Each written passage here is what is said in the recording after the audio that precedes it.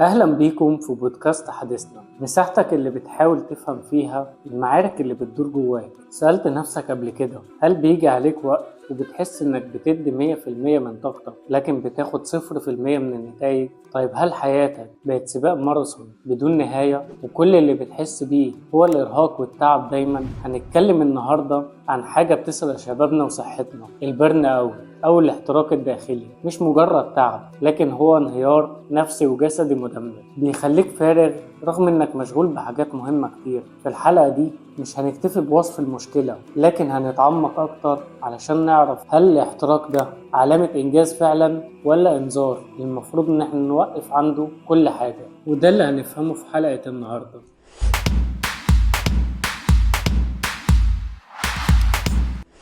بص يا صديقي، الاحتراق الداخلي ده مش مجرد كلمة بنقولها علشان نوصف اننا تعبانين او مفرهدين. لا، الموضوع اعمق من كده بكتير. تخيل نفسك بتبقى عامل زي شمعة، بس مش بتنور طريقك ولا حتى طريق اللي حواليك. لا، دي شمعة بتنور وبتسيح وبتخلص بسرعة، بتخلص من غير حتى ما تحس بطعم النور اللي طلعته. البرن اوت او الاحتراق الداخلي هو حالة من الانهاك العاطفي والبدني والعقلي، بتيجي من الضغط المستمر والمفرط اللي بنحط نفسنا فيه. عندك ال WHO المنظمة العالمية للصحة اعترفت بالبرن اوت كظاهرة مرتبطة بالمهنة، ودي حاجة خطيرة. يعني الموضوع مش مزاج، دي مشكلة عالمية وليها أعراض واضحة. بتبقى مرهق طول الوقت ومش بتفصل مهما نمت، بتشوف شغلك وحياتك بتشاؤم وبتتريق عليهم وبتفقد الحماس والتعاطف. بتحس ان مجهودك ملوش قيمة حتى لو عملت انجاز عظيم. المشكلة الحقيقية ان المجتمع بيخلينا نشوف الارهاق ده كميدالية شرف. طول ما انت بتهلك نفسك بتبقى شاطر، والحقيقة ان الارهاق المزمن ده هو اللي بيخليك بتفقد قدرتك على الاستمتاع بأي حاجة، وبتفقد اهم حاجة عندك، قدرتك على الاستمرار والنمو. تعال نفهم بالظبط ايه اللي بيفرق بين واحد مرهق من يوم شغل عادي وواحد تاني داخل في منطقة الاحتراق الداخلي. الفرق هو نفس الفرق بين الكلمتين دول، كلمة بسيط وخطير. التعب العادي بيتعالج بالراحة، أما الاحتراق الداخلي محتاج تغيير جذري في نمط الحياة وطريقة التفكير. لما بيكون عندك تعب عادي بتنام يومين، تسافر اجازة قصيرة بتفصل، بعد كده بترجع بطاقة. انما في البرن اوت مهما نمت او سافرت، الاحساس بالاجهاد وانك مطفي بيفضل معاك وملازمك. بتحس انك بطارية خلصت شحنها ومفيش اي فيشة بتشتغل معاها. اعراض الاحتراق مش بتيجي في يوم وليلة، هي عملية تآكل بطيئة وبتركز على 3 مستويات. أول مستوى هو المستوى الجسدي، هنا بتبدأ تظهر عليك أعراض غريبة، صداع متكرر وتقريبا بيكون بشكل دايم، آلام في العضلات مش مبررة، مناعتك بتضعف وبيجيلك أدوار برد بسرعة. بتلاقي نفسك بتلجأ للقهوة والسجاير بكميات أكبر علشان بتحاول تصحي من الإحساس بتاع الخمول ده. تاني حاجة هي على المستوى الذهني، التركيز بيروح وما بقتش قادر تاخد قرارات بسيطة، ذاكرتك بتبقى ضعيفة، كمان بتدخل في حالة البرود العاطفي، يعني ما بقتش قادر تفرح بانتصار ولا تحزن على خسارة زي الأول. تالت حاجة هي المستوى السلوكي، بتلاقي نفسك بتتعصب على أتفه الأسباب أو بتنسحب من أي تجمعات اجتماعية، بتبعد عن صحابك وعيلتك لأنك ببساطة ما بقتش عندك طاقة اجتماعية تديها لحد. الرد على الرسالة أو المكالمة بيبقى حمل تقيل بالنسبة لك. تقدر تقولي ليه كل ده بيحصل؟ ببساطة جسمك بيشتغل بميكانيكية الفلاي اور فاي، الهروب أو المواجهة. لما بتكون تحت ضغط مستمر، الغدة الكظرية بتفرز هرمونات بشكل دايم زي الكورتيزول، هرمون التوتر. المشكلة إن الكورتيزول ده المفروض يكون طوارئ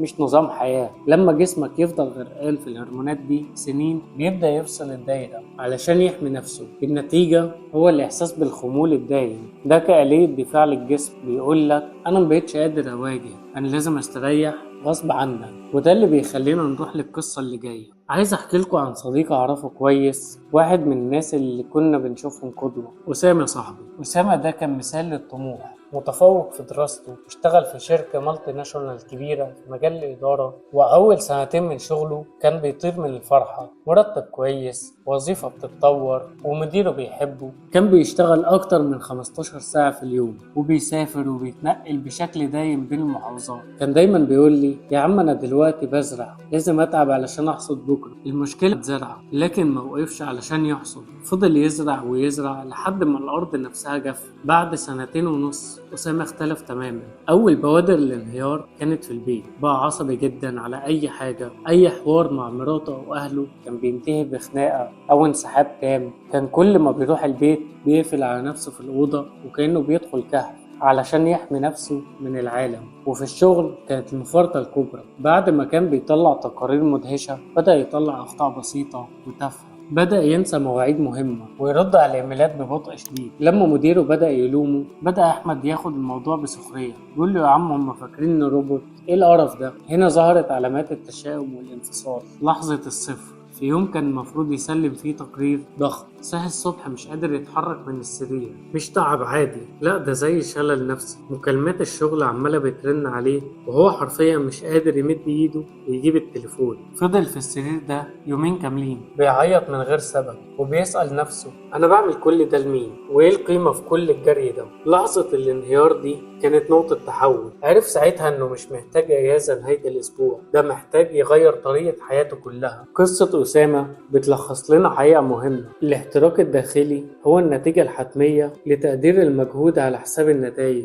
وتقدير العمل على حساب الذات. لو فضلت مكمل بنفس الطريقة هتكون الضحية اللي بعدها. لو سألنا نفسنا مين اللي وصل لأسامة وأمثاله للحالة دي؟ الحقيقة إننا بنعيش في ثقافة سامة اسمها culture hustle أو ثقافة الجري والعمل المستمر. الثقافة دي بتزرع في دماغنا فكرة إنك لازم تكون منتج في كل دقيقة من يومك. لو نمت بدري أنت كده ضيعت فرصة تتعلم فيها مهارة جديدة. لو قعدت مع عيلتك تبقى قصرت في مشروعك الخاص. الإعلام والسوشيال ميديا بيورونا بس الناتج النهائي للنجاح، لكن محدش بيورينا تمن الإرهاق اللي بيدمر حياتنا. المشكلة الأكبر زي ما قال الفيلسوف الكوري بوينغ تشول هان إن الضغط ما بقاش يجي من المدير اللي فوقك، لا ده بقى بيجي من صوتك الداخلي. إحنا تحولنا من مجتمع بيحكمه من الخارج كلمة لازم تعمل كذا إلى مجتمع بيحكمه من الداخل كلمة أقدر أعمل كل حاجة. ليه ده أخطر أنواع الضغط؟ لأنك لما تفشل أو تتعب مش بتلوم النظام أو المدير، بالعكس أنت بتلوم نفسك. أنا الوحيد اللي ضعيف،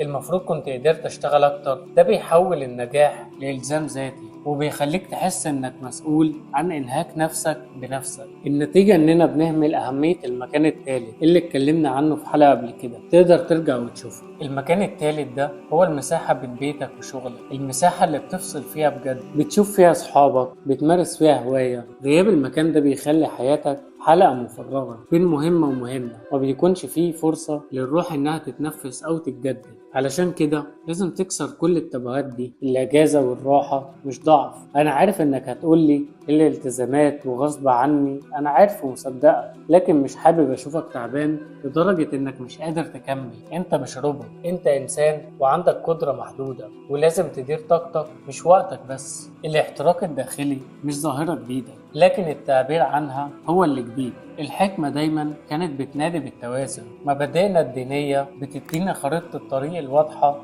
ضد الاحتراق. ثبت في الصحيح البخاري إن النبي صلى الله عليه وسلم أقر قول سلمان الفارسي عندما قال وإن لربك عليك حقا ولنفسك عليك حقا ولأهلك عليك حقا فأعط كل ذي حق حقا. الحديث ده كفيل انه يلخص لنا مفهوم ادارة الحياة بالكامل. مش بيقولك الحقوق متساوية، بيقولك كل واحد ليه حق ولازم ياخده، مفيش حق بيطغى على التاني. كمان في موقف للصحابي اللي كان بيصوم طول الوقت وبيصلي طول الليل، الرسول نهى عن ده. ثبت عن النبي صلى الله عليه وسلم انه قال ان المنبت لا ارضا قطع ولا ظهرا ابقى. المنبت هو اللي أرهق دبته في السفر لدرجة إنها وقفت بيه في نص الطريق. المعنى هنا واضح وصريح. الإفراط في العبادة أو العمل بيخليك توقف خالص عن المسيرة. الرسالة هنا لينا أحب الأعمال إلى الله أدومها وإن قل، يعني الاستمرارية أهم من الكمية والإرهاق. المخترعين والمفكرين كانوا عارفين السر ده. أينشتاين واحد من أذكى العقول في التاريخ كان بيحب إن هو يبحر بالمراكب الشراعية. كان بيعتبر ده مش مجرد هواية، ده وقته اللي بيفصل فيه. كان بيقول الإبداع بيتولد في اللحظات التشتت الإيجابي. كان بيعرف إن يحل المشكلة معقدة مش هتجيله هو قاعد بيعصر دماغه، ومش هتجيله هو فاصل تماما. وينستون تشرشل قائد بريطانيا في أصعب فترات الحرب العالمية الثانية أيام القصف النازي، تشرشل كان مشهور إنه بياخد قيلولة كده يومية ما بتقلش عن ساعتين في عز الظهر. كان بيعتبر النوم والراحة استراتيجية حربية مش رفاهية. كان بيقول ستنجز عمل أكثر، بس تنجزه على نحو أفضل إذا علمت كيف تستريح. في كل الأمثلة اللي طرحناها الحكمة هتلاقيها حاجة واحدة: مفيش نجاح دايم بيتولد بالإرهاق المستمر. الاستراحة مش مكافأة، لكن هي جزء أساسي في نظام التشغيل بتاعك. هيجي حد ويسألني طب إيه خطوات التعافي اللي ممكن أعملها؟ الخطوات العملية اللي بنبتدي نعملها لو حسينا إننا بنتحرق أو خلاص وصلنا لمرحلة الإنهاك: أول خطوة إنك تعترف وتبطل تضحك على نفسك. قول أنا مرهق ولازم أقف. لازم تبطل تتفاخر بالإرهاق أو الاعتراف. لازم تبطل تتفاخر بالإرهاق. الاعتراف ده بيوقف الضغط الداخلي اللي بتعمله على نفسك. تاني حاجة هي إدارة الطاقة، مش إدارة الوقت بس. فكرة إنك لازم تدير كل دقيقة في يومك فكرة حلوة وبتخليك منظم وقادر تنجز حاجات كتير، لكن الفكرة الأهم هي إمتى بتكون طاقتك في القمة. لو طاقتك الذهنية أحسن حاجة الصبح بدري، خلي أهم مهمة في اليوم ده هي أول حاجة تعملها. بعد كده ادخل فترة راحة الانعاش الدماغي، لكن بوعي. أكيد هيجي عليك وقت في اليوم طاقتك هتكون تحت، زي بعد الغدا مثلا. بطل تحاول تضغط نفسك في مهام معقدة، خلي الوقت ده لمهام روتينية أكتر. تالت حاجة قوة اللا. الحدود هي أساس التعافي. الإرهاق الداخلي بيحصل للناس اللي ما بيعرفوش يقول لا. حدد لنفسك وقت الفصل بتاعك. لازم يكون عندك ساعة معينة في اليوم بتقول فيها خلاص الشغل خلص. بتطفي إشعارات الشغل من الموبايل أو بتسيب تليفونك خالص. وحاول تدرب نفسك إزاي ترفض بأدب. لما حد يطلب منك طلب زيادة عن شغلك وانت طاقتك تعتبر خلصت، قول بكل هدوء: قول أنا آسف لأني تعبان ومش هقدر أعملها أو أديها حقها ومش عايز أعمل حاجة ناقصة. الرفض هنا بيبقى مهني ومبني على الجودة مش على الكسل. رابع حاجة عيد اكتشاف اللعب. اللعب مش حاجة للأطفال. اللعب الترفيه الملهم هو اللي بيجدد الكيمياء في الدماغ. خصص وقت بدون وقت معين كل يوم في الأسبوع، وقت ما بتعملش فيه أي حاجة ليها هدف أو إنتاج. اخرج اتمشى من غير الموبايل، أو اقرأ كتاب ملوش علاقة بشغلك، ارسم، اسمع مزيكا، اتوقف عن الإنتاجية. هو ده اللي بيسمح للإبداع الحقيقي إنه يظهر. بص يا صديقي، الاحتراق الداخلي رسالة بتقولك إنك كنت بتمشي في الاتجاه الصح بس بطريقة غلط. رسالتي ليك في نهاية الموضوع: خليك لطيف مع نفسك. الإنسانية مش عيب، الضعف مش فشل. القوة الحقيقية مش إنك تستمر وإنت بتتحرق. القوة الحقيقية إنك تقف وتعترف وتغير المسار. ما تخافش إنك تفوتك الفرص لو خدت خطوة لورا. صدقني إنت قيمة مش شغلك. استثمر في طاقتك وفي علاقتك وفي راحتك علشان تقدر تستمر وتكمل المشوار كله على بعضه، وتكون من الناس اللي بتنور طريقها بالعلم والوعي مش بالجهد الفارغ. في النهاية أحب أقول لك شكرا لوقتك الغالي، وأتمنى تكون استفدت ولو بشكل بسيط. ولو مختلف معايا أو عندك وجهة نظر مختلفة ممكن تكتبلي في التعليقات. ولو عجبتك الحلقة ما تنساش تدعمني بلايك وتتابعنا في كل المنصات علشان يوصلك كل جديد. أشوفكم على خير في حلقة جديدة من حديثنا. سلام.